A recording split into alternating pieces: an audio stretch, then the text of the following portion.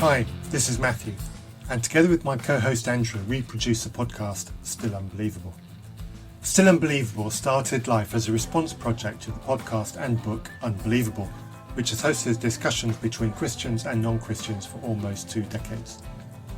On Still Unbelievable, we review Christian arguments and interview a variety of guests to shine a light on the darker side of Christianity, the parts that Christians prefer to ignore. So if you want to challenge the things that Christians say, and occasionally have a laugh about it too, find us in your favourite podcast provider by searching for Still Unbelievable.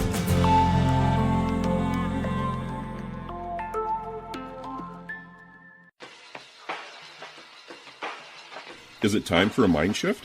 If you don't know what that means, then join your host, Dr. Clint Haycock, a former evangelical Christian pastor and Bible college teacher of over 20 years, along the journey of deconstruction and reconstruction of faith, life, religion, and spirituality.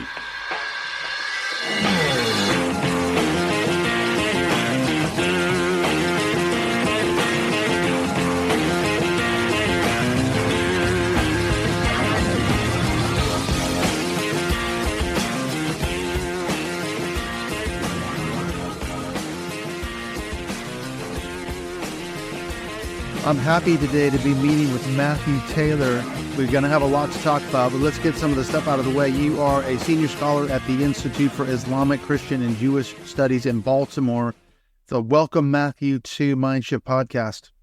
Thank you for having me, Clint. I'm excited to do this. Yeah, we've got a lot to talk about, and obviously we'll get to this at some point. You've got a book coming out. It's called The Violent Take It by Force. It should be out, I think you said, in September. And it's all about the charismatic Christian leaders who helped instigate the Capitol riot. And then I read a piece of yours in the Bulwark about Mike Johnson, the new GOP speaker. So I thought, I've got to talk to Matthew because obviously we've done a lot of the same kind of research. What led you to all this stuff in the first place? I mean, you're talking about all this dominion theology, Christian right, new Apostolic Reformation, Seven Mountains Mandate. What led you into that? I was not looking to get into this. So I grew up. I grew up evangelical. I worked for InterVarsity Christian Fellowship for about 7 years as a campus minister. And while I was working for InterVarsity, I actually went to Fuller Seminary, started doing a master's degree at Fuller. And then I realized over time that I was no longer evangelical theologically. And also I was fascinated with Islam and didn't really want to convert Muslims so much as converse with them. And so wound up doing a PhD in religious studies, focused on modern religious movements, and especially on Christianity and Islam. So my first book is about the Salafi movement within Sunni Islam in America post 9/11. And I literally sent the manuscript of that book off the morning of January 6, 2021 to the publisher for review. And so I was just kind of in a little bit of a research lull. And then the Capitol riot happens, and I had caught some of the inklings of some of this stuff leading up to the Capitol riot, and because I had a little space to start researching, I just really started trying to dig in. Who were the leaders? What were the ideas? What were the theologies that drove this action? And that's what led me to the new Apostolic Reformation. Yeah. So what did you find out? Because I mean, what I saw, we mentioned before we hit record. I mean, when I saw the Capitol riots, I mean, I'm over here in the UK, but I could obviously spot the news. And I was struck by the Christian nationalism piece, the dominion theology piece, the militia groups, the whole Trump thing, the QAnon stuff. All of it kind of came together at the January 6th riots. What was your sort of take on the whole thing? I think what initially interested me was the dynamic of these charismatic and especially non-denominational, what we would call independent charismatic prophets, and the role that they played in really driving the 2020 election. You had, in the 2016 election, there were a handful of these NAR and independent charismatic prophets who prophesied that Trump would win in 2016. By the time the 2020 election cycle came around, you had hundreds of these prophets. Many of them itinerant prophets, some of them attached to communities. Most of them are like on YouTube and social media posting these prophecies. But it was a united chorus of prophets all saying that Donald Trump was going to win in 2020. And this became the spirituality that drove January 6th for many, many, many of the Christians who showed up that day, is they believed these prophecies. They believed that God wanted Donald Trump to win. And then, but again, if you're familiar with this kind of independent charismatic world, prophecy is not predicting the future. Prophecy is making known the will of God so that then Christians can enact that will through spiritual warfare, through prayer, intercession, through activism. And so a lot of the folks who mobilized for January 6th, a lot of the leaders, many of them connected to the NAR, some in kind of adjoining movements, but the idea was God wanted and still wants Donald Trump to be president, but we, through spiritual warfare, need to enact the will of God. And this is what the Jericho marches were about. This is what all the shofar blowing was about. This is what about a lot of January 6th was about. And there were many people worshiping around the Capitol, groups of Christians singing songs, worship songs, people doing kind of strategic level spiritual warfare, which is very much a concept that emerges out of the New Apostolic Reformation. And what I wound up finding is Peter Wagner Peter Wagner was the one who really was kind of the instigator of the Apostolic Reformation. And he had this very close-knit circle called the Eagles Vision Apostolic Team of 25 apostles and prophets of the New Apostolic Reformation. This was the core of the New Apostolic Reformation. It was Wagner's personal mentoring group. Out of that group of 25, 5 of them show up on January 6th in Washington, D.C. around the Capitol. And those same 5 were immensely influential in instigating and mobilizing Christians to be there that day.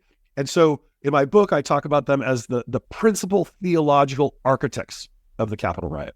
You mentioned that maybe we should go back and do some of the backstory, because you talked about you went to Fuller Seminary, and that's where Dr. C. Peter Wagner was kind of got his start in a way, wasn't it? As far as I understand, he was a missionary before, and then he became a professor of church growth and other things. So what can you tell us about C. Peter Wagner, and what's his connection to the start of the New Apostolic Reformation? Yeah, Wagner is a fascinating character. Was very much a mainstream evangelical in the way that he came up and was raised. And yes, he was a missionary in Bolivia for about 15 years. He actually attended Fuller Seminary, came back to Fuller after his time overseas, and became very enamored with this theory that was kicking around in evangelical circles, and especially at Fuller at the time, called church growth theory. And the idea of church growth theory was you could take the data of social science. Wagner's PhD is actually in social ethics from USC. Take the data of social science, merge it with evangelical theology, and drive exponential growth in churches through more and more people attaching themselves to churches or attaching themselves to movements. So Wagner spent about 30 years working on these church growth theories. But then over the course of his career, especially towards the late 80s into the 90s, he became fixated on this non-denominational charismatic space, and thinking that is where the real growth of the church is going to occur. And there were ideas that have been circulating in that independent charismatic space for decades by that point, of this idea of the rebirth or the renewal of apostles and prophets to come and lead the eschatological, the end times church into this great revival. Yeah. And Wagner went from being a kind of theorist, was fascinated with these ideas, into becoming a participant. And he wound up being convinced through some personal prophecies that he was given that he himself was an apostle, that he was one of these end times apostles who was supposed to help reconfigure the church for the 21st century. And in the mid-1990s, he helps kind of coin and then platform this phrase, the New Apostolic Reformation, that's trying to describe this kind of revolution in church governance through apostles and prophets being commissioned by the Holy Spirit to bypass the bureaucracies and the denominations, and to kind of renew and kind of instigate the church into this great end times revival. He winds up leaving Fuller in 1999. He retires early from Fuller and starts trying to build this thing, trying to build the New Apostolic Reformation. So it starts out in this very theoretical frame, and then he builds about 8 interlinked institutions that he oversees for the last decade or so of his career. He retires in 2010.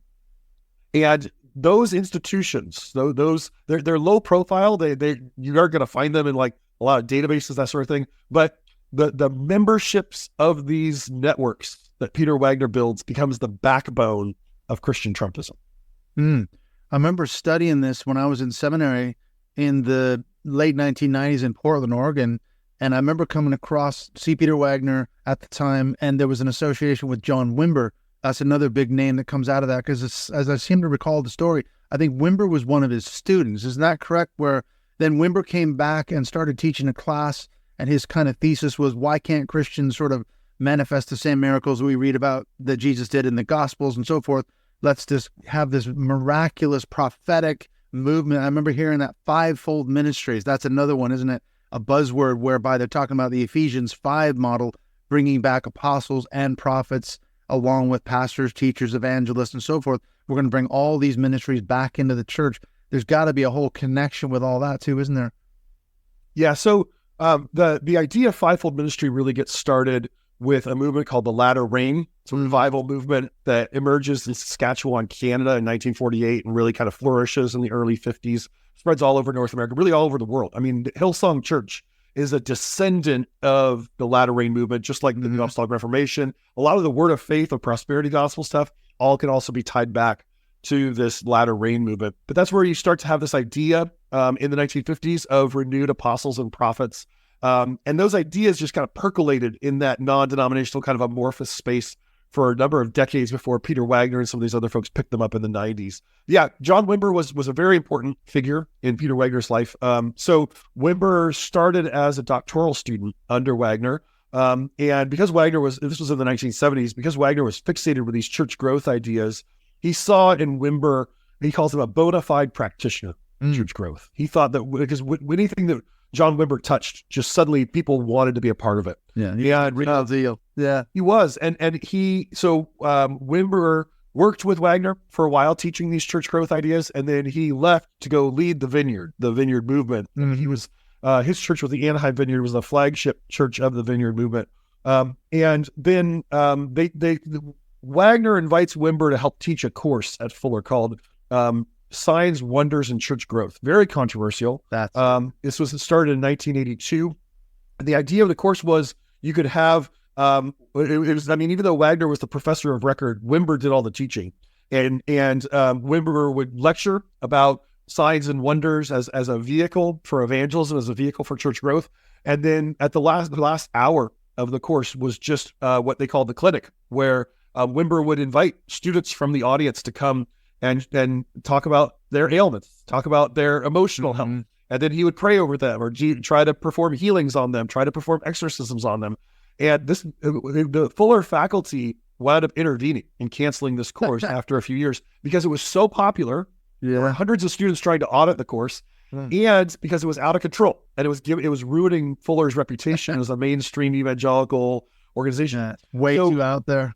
Yeah, it was. But this was Peter Wagner. I mean, he was a real renegade. He liked pushing the envelope. He wanted to bring these ideas that were very much from the fringes of evangelicalism in the late 20th century. He wanted those fringe ideas to become integral to evangelicalism. And a lot of those fringe ideas were coming out of this charismatic space. And I know that trajectory, like you just described, still goes on today, because when we first moved to the UK about 18 or so years ago, we were a part of a charismatic church up in the northwest of England, up near Liverpool in that area.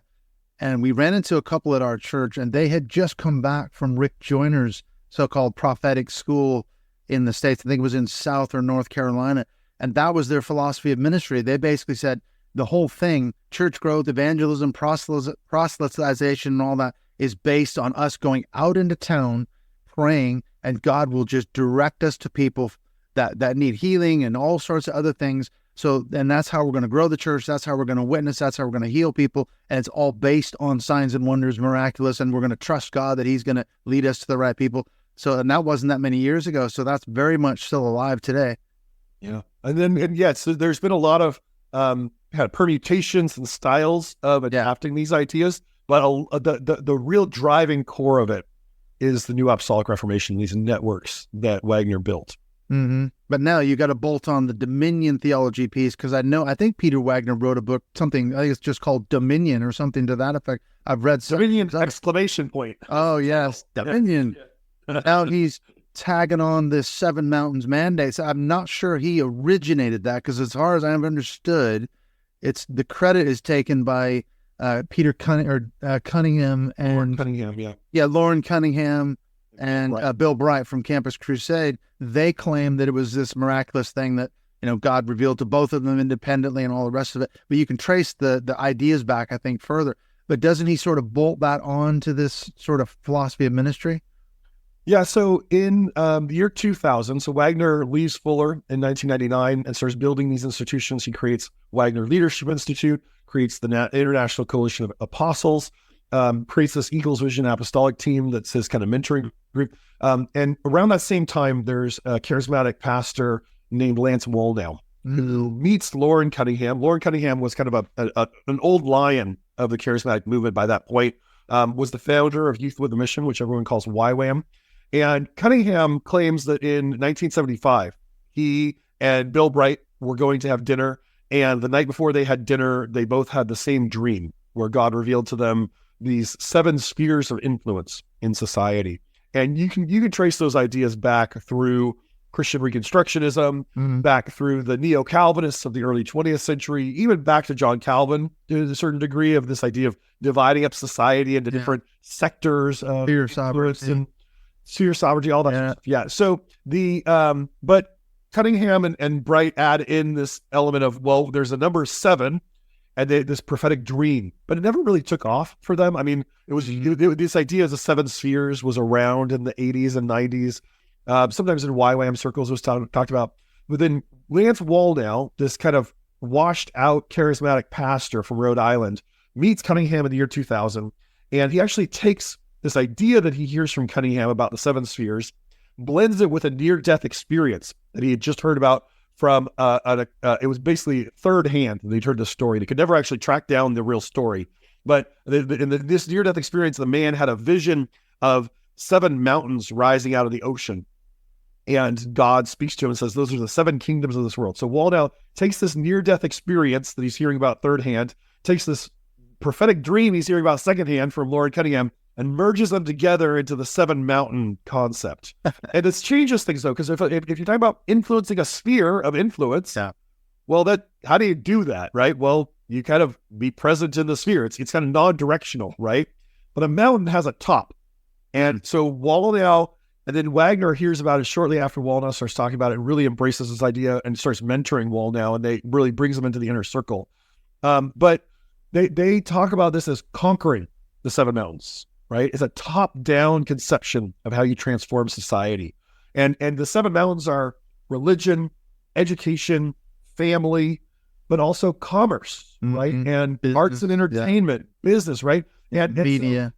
Exactly. So the idea is that Christians not only need to go and be present, be salt and light in the world, be influencing society, but Christians need to take positions of power in every arena of society and either have their influence flow down from this kind of top-down kind of vanguard move to take over society. And so right around 2007, this idea really starts rolling out through all these NAR networks. And then Wagner writes his maybe most controversial book, Dominion! It comes out in January of 2008. And this dovetails with the 2008 presidential election, because Sarah Palin actually grew up in some of these NAR churches, had a number of NAR leaders pray and prophesy over her before she ever became famous, even before she became governor of Alaska. And so when John McCain chooses Sarah Palin as his running mate, these NAR folks are like, our person is in line. It's the one to become the second most powerful leader in the country. This is really God. And all the 7 mountain stuff really kind of took off there. It's a great strategy for mobilization, isn't it? When you step back and look at it objectively, because one thing I've understood about it, this is where you got to plug in that role of the apostle, isn't it? Because if you said, okay, in my community, if you're talking to the average Joe Christian on the pew sort of thing in your typical church or charismatic evangelical church, you don't have to run for president. You're not going to. The key thing is, though, you've got to take dominion over your local mountain, as it were. So you want to run for your school board. You want to do these things. But sitting atop the mountain currently, there's some sort of demonic entity. That's where you need an apostle to sort of break down the gates. And there's all the spiritual warfare component to it. You can't just do it on your own. You need an apostle in that sense, don't you? That's part of the package of the dominion theology, the 7 mountains thing. Yeah, and Wagner had a very open conception of what an apostle is. And this was even controversial within his circles, because he would say there are apostles who are not working in the church. He'd call them marketplace apostles. He sometimes called them Microsoft apostles. The idea was that apostles, that in every one of these sectors of society, in every one of the mountains, you could have apostles who would conquer that mountain. So Wagner developed a lot of relationships with business people, with politicians, and this belief that those people are ordained by God to conquer their mountain for the kingdom of God. And you even find today, sometimes, Roger Stone, who's kind of cozied up to a lot of these NAR folks since January 6th, just within the last year, made this statement about Donald Trump is an apostle of God, right? Of course he is. And I don't credit Roger Stone with being a great theologian, but he is trying to adapt this language and these concepts to appeal to some of these same audiences. And that's one thing I've noticed too, talking to other people who've done work like what you're doing, and that is that the Seven Mountains language, someone said it's become the lingua franca of people on the Christian right that would normally theologically not align themselves with the charismatic side. People like the Family Research Council, I mean, they're pretty much a fundamentalist conservative organization, but yet you'll hear people like Tony Perkins, they'll use the language of we have to take dominion over these seven mountains and all that.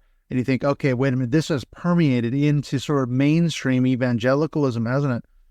It has. In fact, a colleague of mine his name's Paul Jute. He's a professor, a sociologist at Denison University, did a survey this past March of 2023, where it was a survey of all Americans, and he wanted to ask about belief in modern prophecy, but I asked him to also see if he could insert a question about the Seven Mountains in there. And so he did. And the question was, and it was like a strongly agree, neutral, disagree, strongly disagree kind of question.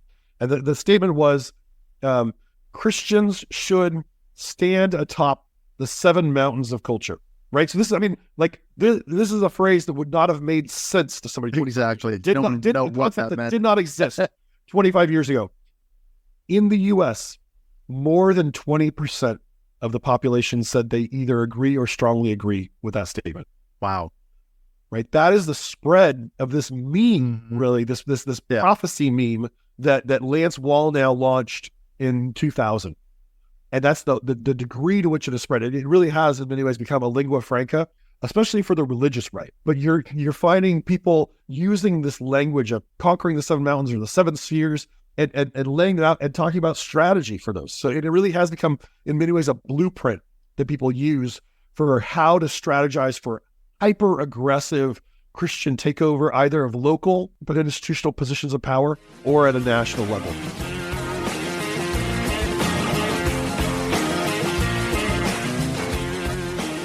When we come back in the second half of this conversation with Matthew Taylor, I want to ask him about Christian Reconstructionism, R.J. Rushdoony.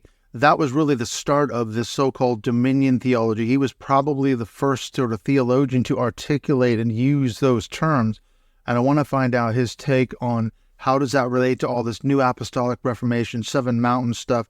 How does that tie in? Then we're going to get into Mike Johnson, the new GOP Speaker of the House, his connections to the NAR, and some of the concerns that Matthew has going forward, especially up into the 2024 presidential election of perhaps Donald Trump being the next president again.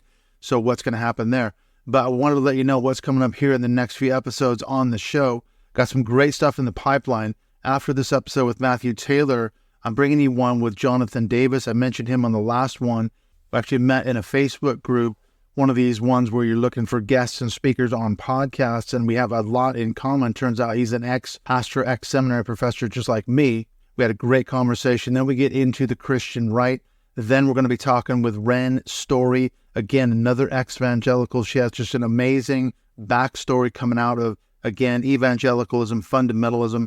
And then I've got Sarah McCammon. She's got a book coming out in March, I think it is, called The Ex-Evangelicals. And we talked about, again, her backstory growing up in fundamentalism. This is starting to sound familiar, isn't it? But her book, it not only tells her story, but she also kind of tracks the story of 5 other ex-evangelicals that have come out of the faith. And there's always a different trajectory. So it's not a one-size-fits-all by any stretch of the imagination. And of course, as with all these guests, I've had a tremendous amount of resonant coming out of the faith as I have done as well. So as I mentioned, there's a really good episode waiting to drop in the pipeline in the next few weeks and in the next few months. We've got some other guests lined up as well. I just wanted to mention, if you wanted to support the show on Patreon, you have access to our closed Mindshift Zoom calls. And as this episode drops, we will just have completed our February Mindshift Zoom call with returning guest Joshua Stewart. That will be on the 18th of February. But then next month, we're actually going to have Sarah Hayward. She was just on the show on the last episode, speaking about her book, Giving Up God. So we have a good hour booked with Sarah.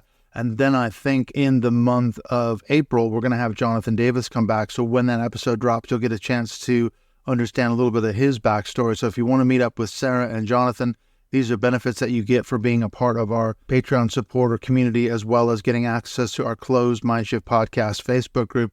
One other piece of news, I've been talking for a while about the book that I wrote. Originally, it was titled Baptism, Third Time's a Charm, but since I've been working with Tim Sledge, he's been helping me sort of edit the book, and we're going to help promote it when it does come out. We decided that title, although it was good, probably won't have enough resonance on places like Amazon. So we're in the midst of changing the title for that book. I've just rewritten a preface chapter, so there's work still going on. It's not quite ready to be released, but as my girlfriend keeps reminding me, don't release it until it's good and ready and until you're good and ready. So it might come out here in the next few months. I will keep you posted as to the progress of my book, but it's basically written.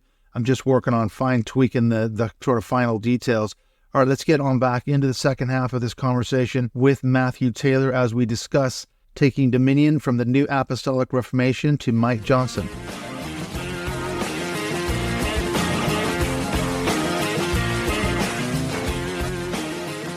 Well, let's compare what you just articulated to, you mentioned Christian Reconstructionism.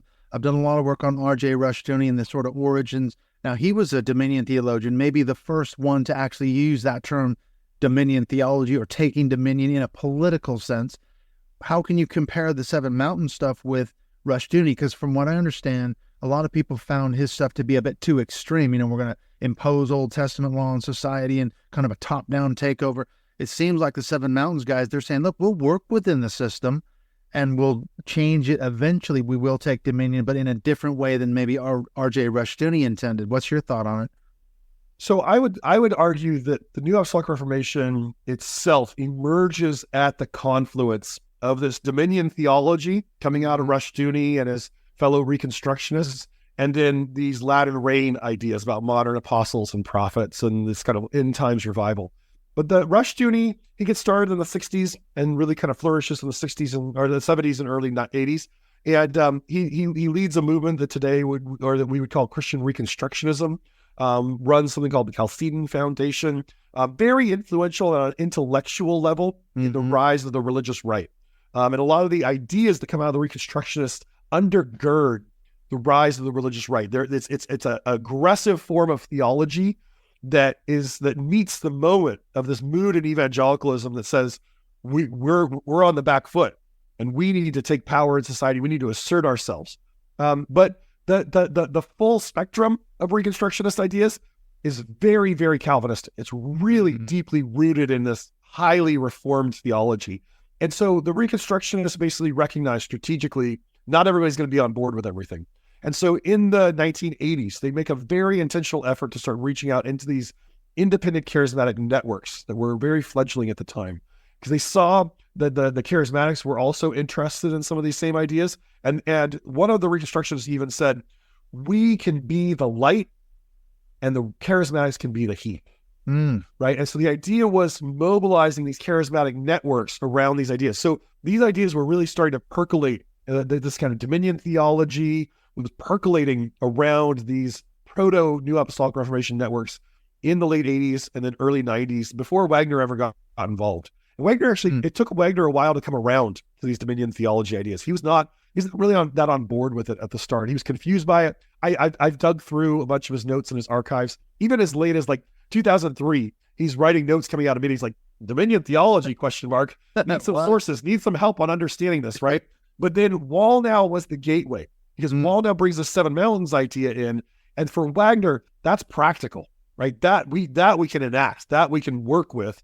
And so using Wallnow Seven Mountains is how Wagner kind of came around to these dominion ideas and then integrated them into the heart of the NAR. Very controversial, even in the NAR. A number of people left in these NAR networks as Wagner started pushing these dominion ideas because they were like, well, I'm on board for reforming the church, but I didn't sign up for conquering the world. But the inner core of the NAR really sticks with Wagner, embraces Seven Mountains, embraces dominion theology, embraces this understanding of American politics that they need to have a Holy Spirit empowered takeover of American politics. And they believe that they are the people God has anointed to do it.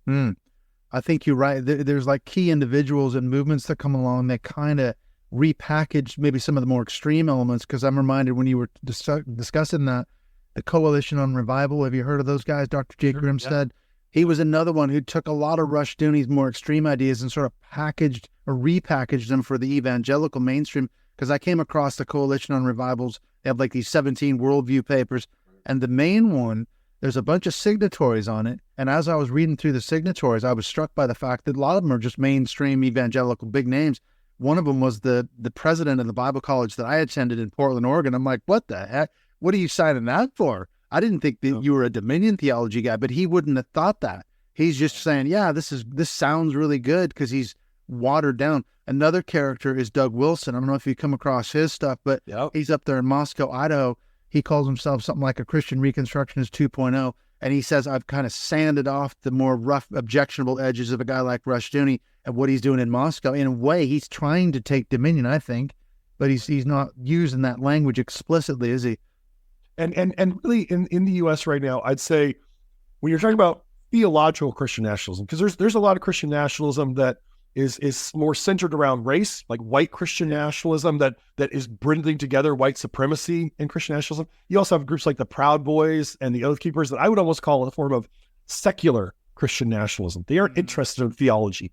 And they're interested in Judeo-Christian civilization, right? And there's a Christian veneer to it, but it's pretty shallow. The theological forms of Christian nationalism, I would say, is being driven by these two branches of dominion theology. The one that is still very much Calvinist and is the Doug Wilson kind of style that is very much, it's kind of the direct descendant of Rushdoony. The other one is the Seven Mountains charismatic form of dominion theology that is not as explicit, it's not as systematic in its theology, is very much undergirded by these prophecies, but is very aggressive. And if you go and look at who were the Christians who showed up on January 6th, it was overwhelmingly these non-denominational charismatics who were steeped in dominion theology. Is there a confluence, though, when you come to the Christian homeschooling movement? Because obviously that was part of Rushdoony's thing where he was, you could say he was the father of Christian homeschooling in many ways, but his vision was over generations, we will take dominion. It's going to take generations and generations of these kids being raised in these Christian homes, being schooled in them. But then you get a guy like Michael Ferris. He's founder of the HSLDA, Homeschool Legal Defense Association, also founds Patrick Henry College right in Virginia. And it's a pipeline for these homeschool kids by which they're going to take dominion politically. They're getting funneled, or they were, interning in the Trump White House. And it's a pipeline for these homeschool grads. And his vision, I think, he kind of puts a lot of these pieces together and says, let's put these people into strategic positions and thereby will ultimately take dominion. Yeah, there's definitely a lot of collaboration. Sometimes people talk about Christian nationalism as a movement. I'm always a little cautious about that because to me, a movement has some coherence and has some shared theology, shared ideas, shared ideology. And really, I would call Christian nationalism more of a tendency or a trend, right? It's a way of orienting your religious identity and your national identity and blending those together. And so you have a lot of different theologies, a lot of different movements that are all feeding into this developing Christian nationalist trend. And I mean, that trend goes back to the founding of the United States. These ideas of the United States as a Christian nation, these debates have been around for a very long time. But the aggressive forms of it that we see today, and this aggressive mobilization of Christian nationalist sentiment around Trump, is really being driven by these dominion theology ideas, driven by these prophecies, driven by the Seven Mountains. Another one that Wallnow himself has been very keen in propounding is this idea of Donald Trump as a Cyrus. Mm-hmm. And kind of it's talking about a Cyrus anointing, right? And this idea that Donald Trump, he may not be a good Christian, he may not be a member of the people of God, but he is a heathen warrior king who will come in and protect Christianity. Which again, you can see how you get there from the Seven Mountains, because Waldau uses this as the Seven Mountains, and he says, well, you don't have to be a pastor to conquer the government mountain, right? You need to be a politician. You need to be a brutal politician who plays by the rules of the government mountain. And as long as Trump is doing that in the favor of conservative Christians and is willing to govern in coalition with conservative Christians, they honestly don't care that much about his own personal spirituality. That's so true, because I remember reading an article in, I think it was Charisma magazine. It was one of the last things that C. Peter Wagner wrote before he died. And it was in the run-up to the first Trump election, 2016 election.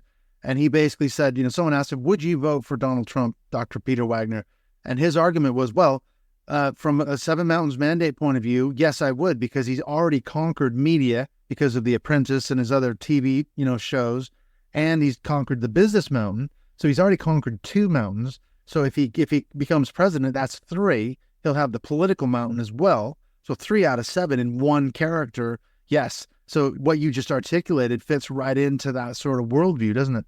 And there's a backstory to that, in fact. And this is in some ways the backstory to how evangelicals came around to Donald Trump. Because if you go back, Donald Trump in June 2015 announced his candidacy to run for president. And almost immediately, a plurality of evangelical voters is supporting Donald Trump. Now, again, in the summer of 2015, there's like 13 candidates. And by the end of 2015, you have like 17 or 18 candidates in the race. So he's only getting like 20% of the evangelical vote in July of 2015. But that's more than anyone else is getting. And so Donald Trump, for about 20 years, has had a close relationship with a woman named Paula White. So Paula White Kane, because she got remarried in 2015. And that she's been his pastor. She came up as a televangelist in these non-denominational charismatic spaces. And so as he's running in 2015, he asked Paula White to be his point of interface with evangelicals and to be his kind of advisor, his religious advisor for the campaign. And so he starts telling her, I want to meet with evangelical leaders. But Paula White doesn't know James Dobson. She doesn't know Ralph Reed. No. She knows Lance Wallnau. Right. She knows Messianic rabbis. She knows televangelists. She knows apostles and prophets, because that's the world that she comes from. And so they start holding these meetings in Trump Tower, gathering religious leaders, mostly these non-denominational charismatic religious leaders, to meet with Trump. And these are the people who are getting in on the ground floor on the Trump campaign. And Lance Wallnau is one of those leaders. And so it's there at meeting with Trump in Trump Tower in the fall of 2015 that he claims that he receives this word from God that Donald Trump is a Cyrus. He starts using the Seven Mountains to justify this. And he takes a lot of heat for it. He's one of the first evangelical leaders to endorse Trump. And a lot of evangelicals are very frustrated with this and start pushing back. And so actually Peter Wagner, who was dying at the time, goes on Facebook in February of 2016 and does it and exactly what you just said, that uses the Seven Mountains and the Cyrus idea to justify supporting Trump. That Facebook post later gets posted on Charisma right before the election. But it was in February that Peter Wagner endorsed Trump in the primary, and then all of Wagner's cohort gets on board. And then they become, in many ways, the tip of the spear of Christian Trumpism, both in the theology and mobilizing Christians to support Donald Trump. Again, using these prophecies, using the Seven Mountains, using Cyrus as these concepts that they're vaguely biblical, right? But they're more rooted in these prophecies and that becomes then the undergirding theology of Christian support for Donald Trump. Yeah, all the pieces come together. Well, now we come to a guy, Mike Johnson. You wrote this article in the Bulwark, which I read with great interest because, again, there was a lot of threads that came together for me.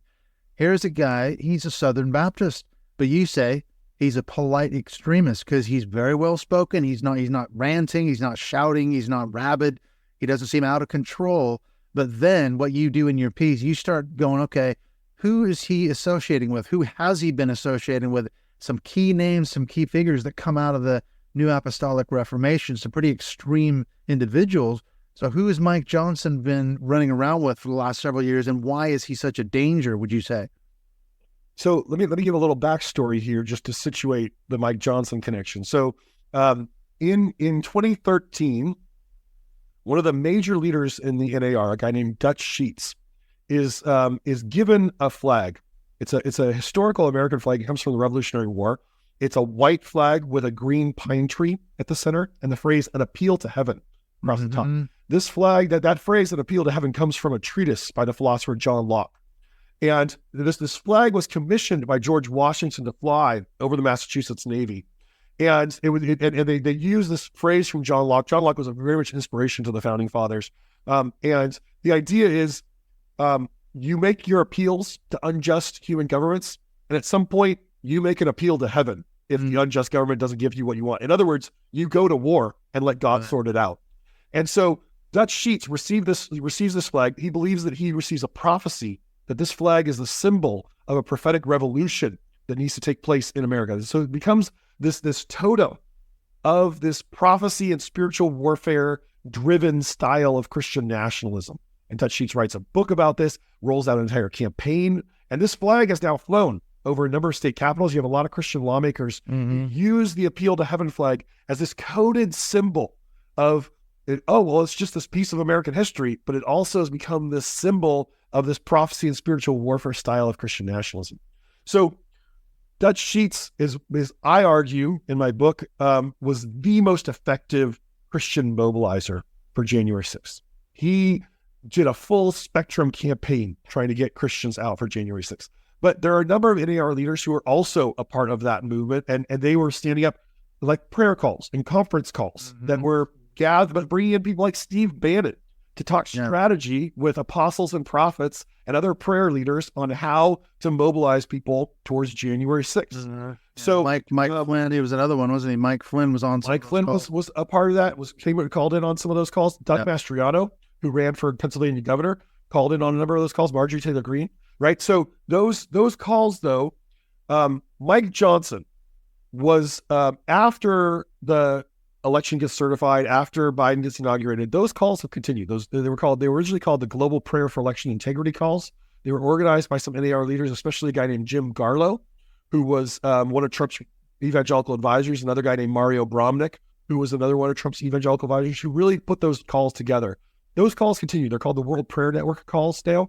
Mike Johnson was basically the congressional correspondent, calling in from Congress on these calls for the last couple of years, sharing updates on what they're doing in Congress, telling people how to pray, talking strategy on these calls.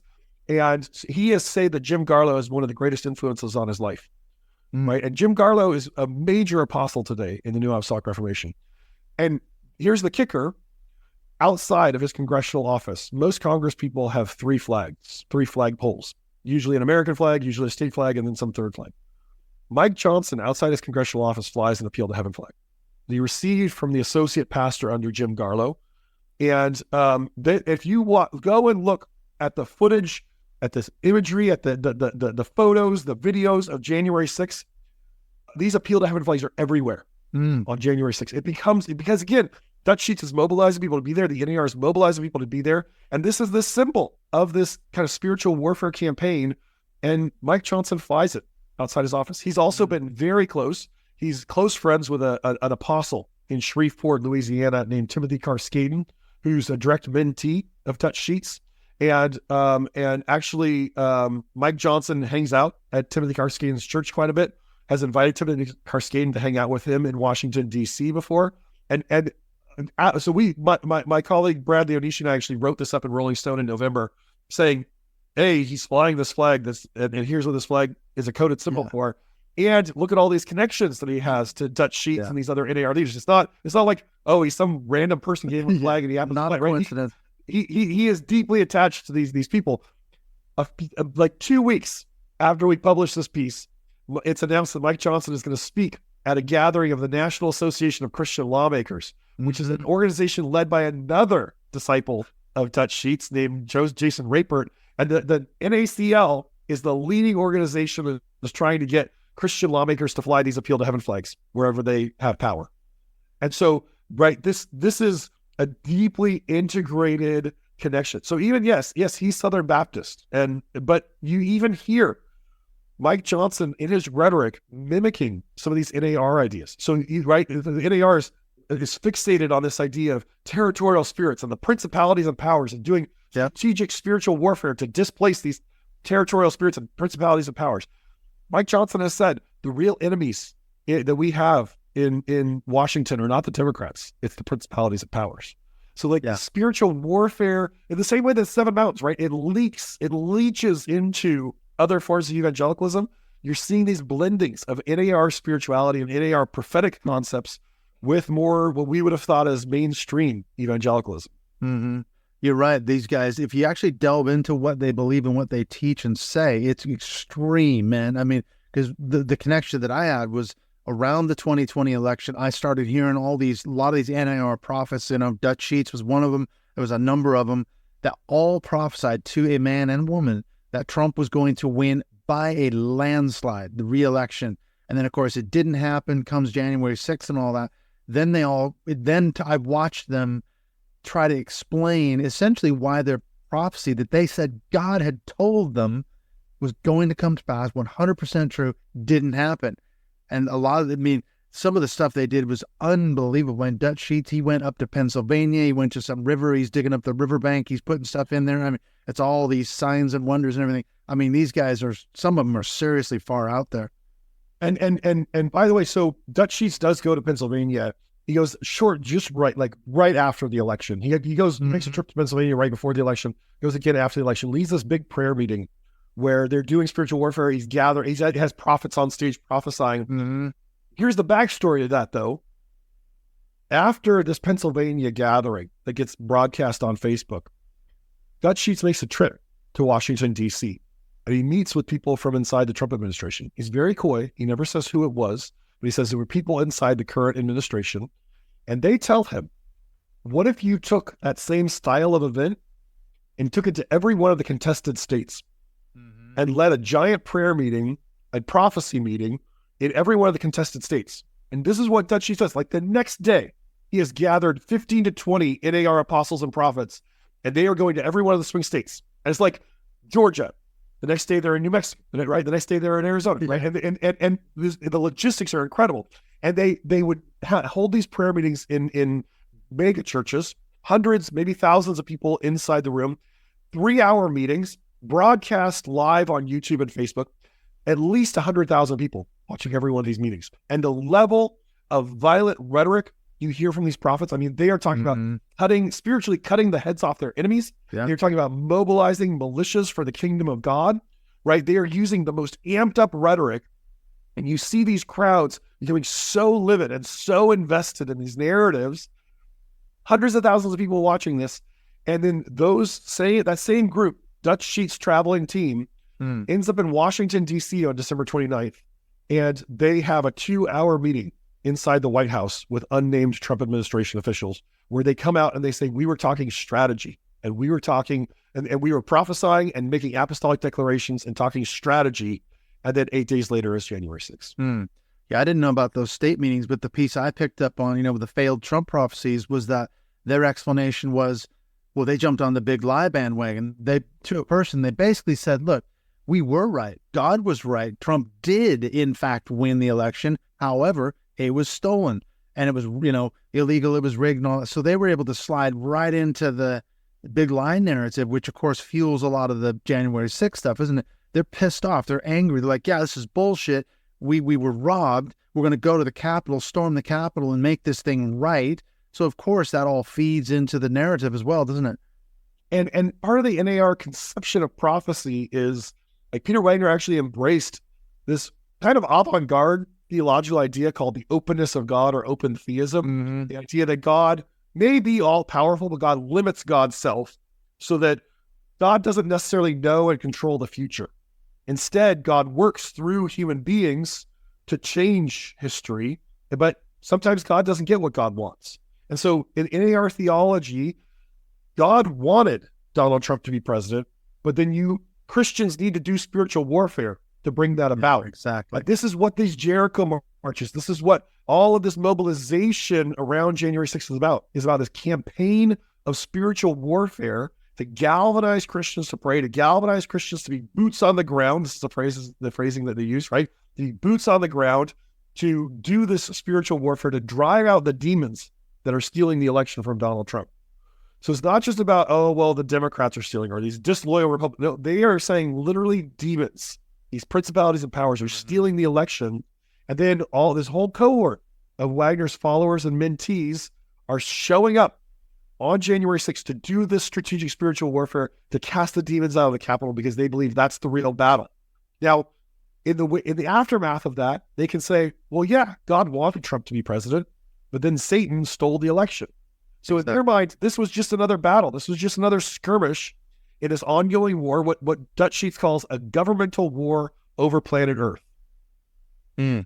Yeah, definitely a concern. Well, I know you've got to go. We've talked about probably 45, 50 minutes, but I have one quick last question for you. Looking at your article about Mike Johnson, what is your biggest concern now going forward? Because I could see the narrative would be, oh, clearly, just like Sarah Palin, God has placed him in a position of power and authority. He stands up at that lawmakers thing and he says, oh, I'm just the Moses leading the nation through a Red Sea moment and all this lovely language and everything. What's your biggest concern for a guy like Mike Johnson going forward? My concern about Mike Johnson dovetails with my concern about the NAR, because when we think back about what happened in 2020, right? What you saw was a close election, one that with a very clear outcome. Joe Biden won. Donald Trump is incapable of accepting defeat, incapable of conceding, and so now we're gearing up for another presidential election that really has three possible outcomes. Donald Trump wins, and in my view, based on everything, his record and who he is, that is the death knell for American democracy. It is. Another option is Joe Biden wins. And in that case, I can't imagine a scenario in which Donald Trump accepts that outcome. He was willing to push things to January 6th because he wanted to stay in office for 4 more years. Now he could go to prison if he loses this election. What is he willing to do? How far is he willing to push things? How far is he willing to gin up his supporters to this rage and that tipped over into violence before our very eyes on January 6th, right? We could really have another January 6th scenario, literally on January 6th, the day of certification. Same day. And then the third option is it's such a close election that they can't call it immediately. And suddenly you're in the scenario of the 2000 election where they're doing recounts, right? The NAR understands those types of seasons, that contentious time, as a season to mobilize spiritual warfare, to amp up their rhetoric of demonization. And in 2020, Nancy Pelosi was Speaker of the House. And so you got all these shenanigans, all these legal disputes, all of Trump's BS lawsuits, right, that all get thrown out of court or go against him. What would happen if the Speaker of the House was backing Donald Trump's election lies and giving them legitimacy through congressional hearings? What would happen if a person like Mike Johnson, who was in the 2020 election, the cycle of the post-election season, was mobilizing Republican lawmakers to sign on to an amicus brief supporting Trump's election lies? Yeah, he already was doing it. Like that, who is being advised by literal NAR apostles and prophets. What would happen if somebody like that is in that position? It is a very, very dangerous position for him to be in, right? And you're talking about somebody who, the wrong disaster hits, he's third in line for being president. That is frightening indeed. Yeah, none of those three scenarios has a potentially good outcome. Some are worse than others for sure, but yeah, the madness of Trump's base is just unbelievable. I mean, they're willing to take up arms. Obviously, we've seen that. You know, we didn't talk about the connection with militia groups, but, you know, there's that piece of it as well. Proud Boys and Oath Keepers and all those kind of groups like that. You know, so yeah, there's a lot of concerning times coming forward. Well, so you've got a book coming out in September, The Violent Take It by Force. Let us know when it comes out, because maybe we can meet up again and talk about it, touch base, and see how we can promote it. How can people find you on social media? What's the best place to get a hold of you? I'm still mostly on Twitter at Taylor Matthew D. I'm also on Blue Sky. I have a Substack. But if you want to follow me on Twitter, you'll get kind of connected to everything else that I'm doing. I work at the Institute for Islamic, Christian, and Jewish Studies, and you can go on our website, ICJS.org.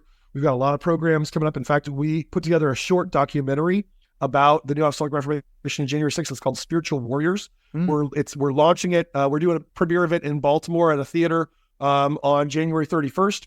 And then we're going to post it on YouTube right after the premiere of it. So it'll be available to everyone basically on February 1st. And so check it out. It's 25 minutes. and you can actually see these folks on January 6th and what they're doing. It's all documented right there. It's all on film. Yeah, that's the thing. They were filming each other. They were on Facebook Live and everything, live streaming. Now it's come back to bite them in the ass, hasn't it?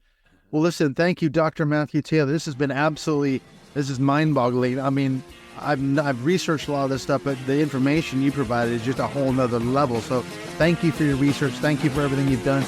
Keep doing it, and we will definitely touch base again. Thank you, Clint.